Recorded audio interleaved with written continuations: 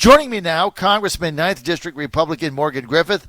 Congressman, back from COVID-19 days. Great to have you, sir. Good to be here. How you feel? Hope you're well. Feel great. Yeah, good. Over your Yep. COVID-19, you test negative, all that good stuff, right? Well, you're over it? I have not been tested.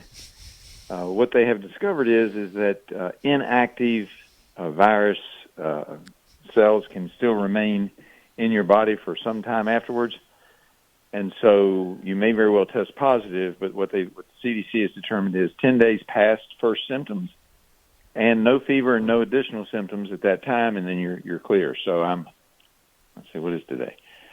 I'm about 15, 16 days past, 17 days past first symptoms, so I'm in good shape. So that means you can't pass it on to people. It's not like the contagious thing, right? I mean, it's That kind is of dormant. correct. That is okay, correct. Excellent. At that point, the virus is inactive. It may still register in your body, but it's inactive. You're good to go, 15 days, out of quarantine, feeling great. Now you got to get back to Congress and spend another $1 trillion. Yeah, we'll see.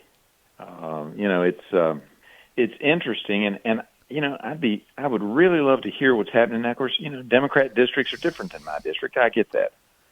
But I'm not hearing this hue and cry that we need to do, the unemployment at $600, we need to continue that. Most people go, yeah, that was too much. And yet the Democrats are holding out for that. There's some other fights that are going on, but, an additional stimulus check has pretty much been agreed to for the people to, everybody to receive a check under a certain income. That's probably going to happen. But the Democrats are holding out for this $600, and, I am not hearing that hue and cry. Most of my employers are telling me at $600 you can make more money staying at home. They can't get employees. And, they've got a choice of either turning them into the state if they ask them to come back, or in many cases they're creating new positions, and they can't get anybody to apply because they can make more money sitting on unemployment. So this is not, I think the Democrats are trying to confuse people and make them think it's $600 or nothing. No, it's your regular unemployment plus $600 that they're fighting for.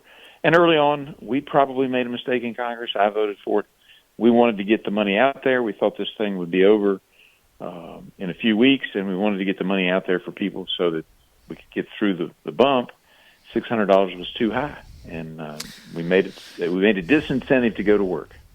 Well, it's like anything else. As soon as you do an entitlement, it's impossible to take it away. This ran out July 31st. The issue is it's illogical to think that you're going to pay people more money to stay home and then they're going to go back to work, because the $600, if you're in Virginia, for instance, I think the Virginia unemployment is around $350, somewhere in there, $330 to $370. So it's about $350. So if you're getting that plus $600, you're getting $950 a week. If your job is $850 or $900, why would you go back to work? You got to stay home and make more money. I mean, anybody would do that. Just comment. That's just what people are going to do. So they can't get people back to work. That's number one. The second problem they have is that it destroys the relationship between employer and employee. Because if I got somebody sitting home getting $1,000 a week or $900, and my job's $800, and I've got I need them, and they don't want to come. Now I've got a choice. I either report them, and then they have to come back to work, but that's a bad situation with me and my employer. I either have to report them, or I go hire someone else. I find someone else that wants the job more. Either way, it's bad. So how does this make sense? This is so illogical. What the Democrats are saying, hey, people need that money in order to go spend it, but they'd be working, so they would have that money to spend. So it's not like don't give them the $600, they get nothing. It's like don't give them the $600, they go back to work and get their job. It's illogical. Yeah, it is illogical. There may be some specific industries that we might want to take a look at, but basically across the board, it is illogical. Let me put it in this perspective. I was talking to my 90-year-old mother. Yes. That $600 a week alone is more than her Social Security check. Now, fortunately, she has, other investments and so forth, but for a lot of people in the 9th Congressional District, they rely strictly on their Social Security check, and now unemployed of working age, or those who won't go back to work, are getting checks from the federal government larger than many people in the Ninth District Social Security check. All right, that just gives you perspective. It lets you understand this is too rich and too much, and that we need to cut it back just a little bit. So what do you think? There's definitely going to be another one-time payment.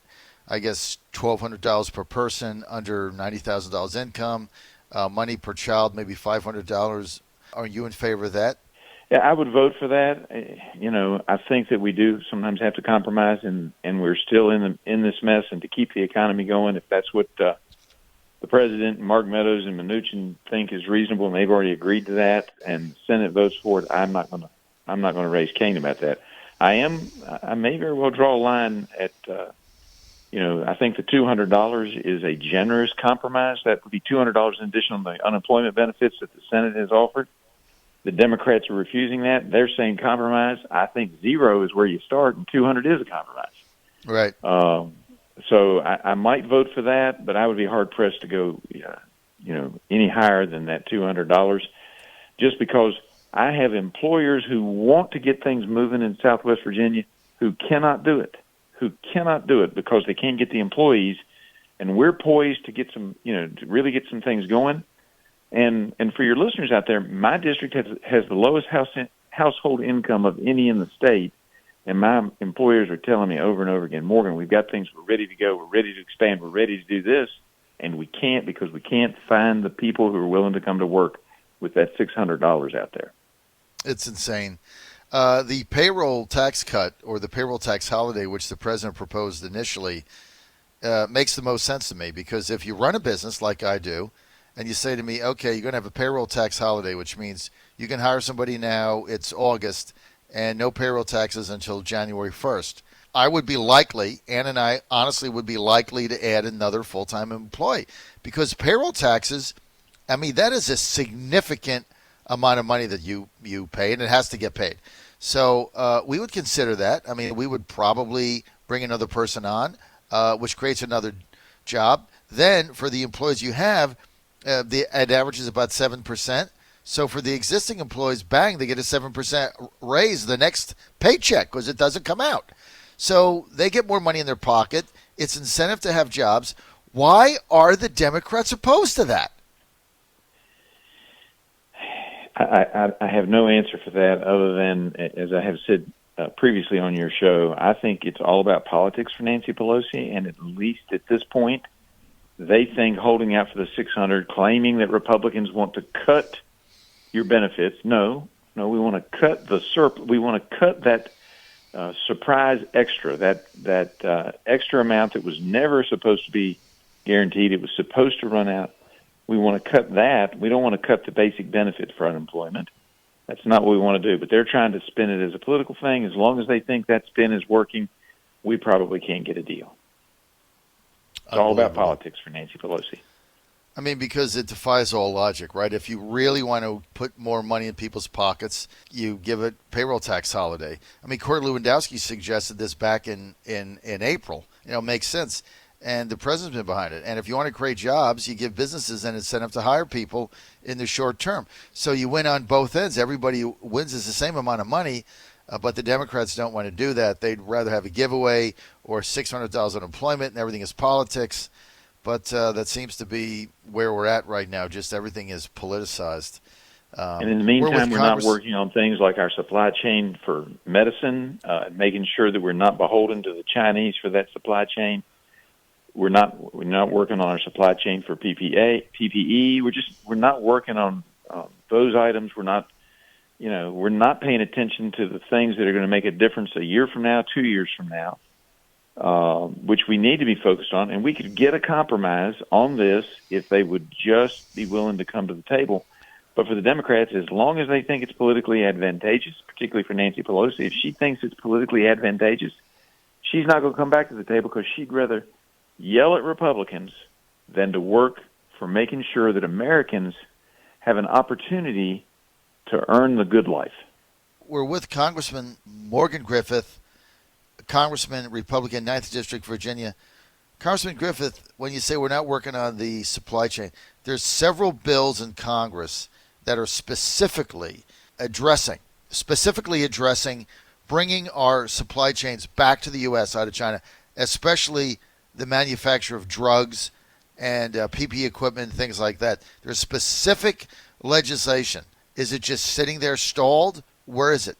Yeah, because the way Nancy Pelosi works, in all fairness, she loves everything to come through her office, and so the committees of jurisdiction maybe, and I sit on one of those, they may be able to do a few little things, maybe get a preliminary hearing going or something.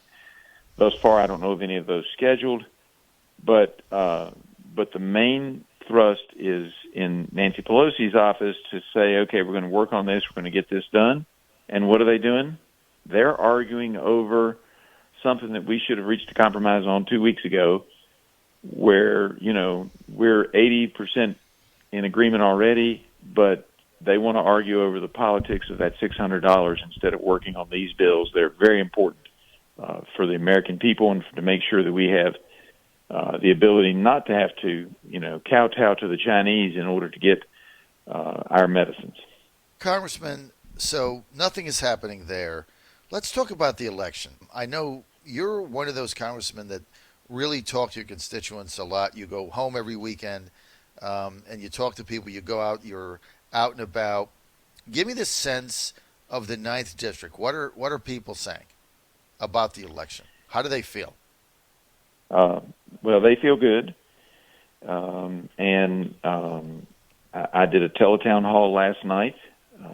We started off with thousands. We ended up with hundreds on the phone call, and we don't screen our calls. We just let anybody ask whatever they want to. They were very positive. They were trying to figure out why Nancy Pelosi is the way she is, what's going on, why are people, not supporting the president, and do we have a timeline? One of my favorites was, do we know when Barr and Durham are going to come out with indictments? Because I really want to see something happen. Welcome to the night. What was your answer to that? Well, I don't have a timeline. I don't have any secret information. I know that Bill Barr is an excellent attorney, and he's going to make sure that they have all the I's dotted and the T's crossed before he brings any charges, because he knows the Democrats are going to claim it's all cooked up. It's not. But he wants to make sure he has it right, so he may have to take extra time. And I know lots of people would like to see that before the election, but you can't run a legal process based on an election timeline. Right. I mean, he either has the evidence he needs or he doesn't, and hopefully, that's right. I guess if you're a Republican, you hope that he has it before November 3rd, and it's got to be several weeks. It can't be November 2nd. It's not enough time. But if he doesn't, he doesn't. And one thing about Barr's office, I think they're trying to run this the right way, especially in view of what Comey and company did, no question. Now we find out that the shenanigans that went on under James Comey is unbelievable. Sidney Powell, the lawyer for Michael Flynn, yesterday comes out with a statement and says in her investigation, they've now found out that Comey has authorized the spying on just thousands of Americans, like for doing anything. They've all these records on them. Anybody that was linked to the president, she said, was getting spied on, their phone calls and surveillance. And we don't even know how far that goes. I mean, Morgan Griffith could have been surveilled for all we know. Or John Fredericks. We don't know. We need to find out. And look, it's not about Republicans or Democrats. It's about being an American. No president should use the FBI and our policing authority to specifically target anybody because of their race or because of their political views and their political ideology. And it certainly smells to me like that's what the Obama administration's FBI did. They targeted people for their political beliefs. Holy cow. Every American should be concerned, and if the evidence is there that says that's what happened, charges ought to be brought not because it's the right thing for Republicans, not because it's the right thing for Democrats, but because it is the right thing for American justice. Well, and if it's not, if charges are not filed and people are not held accountable, what's the bigger message? Then it will message? happen again. Will happen again. Because if and you it might be a at Republican who does it next time. I mean, that's exactly. The problem is that when you let these things go, everybody thinks it's open season. And right. It should never be open season on American civil rights and American civil liberties. And I'm a strong believer in our constitutional Bill of Rights, and I will defend that as long as I have the power to do so. We think about this, Congressman Morgan Griffith. If what Powell said is right, and with some of the things that we've heard, some of the rumors we've heard, is that you're exactly right. The FBI of the United States systematically targeted people based not on evidence, not on wrongdoing, not on anything other than this is what their political beliefs are, so let's surveil them, let's spy on them, let's target them, let's take them down because of their political beliefs. You let that go, you have no system of government. And how that was even allowed, I mean, look, there's enough evidence to know that something went down there that was not ethical, but if it ends up being what you've laid out, allegedly or prospectively, if that ends up being what happened, I mean, this has got to be the biggest tragedy in the history of the Republic that you would ever, and not only allow it to happen, but the people that did this, like, what were they thinking? Like, what did they just hate Trump that much, or did they simply think, you know what, Hillary is going to win, so it doesn't matter, we'll never be exposed? Which is it?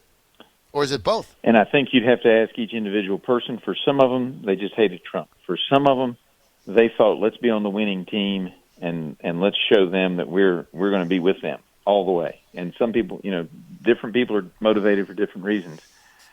But if they're crossing a line and using the apparatus of the United States with all of its money and all of its power to go after people for political views or for their race, either one, it doesn't matter.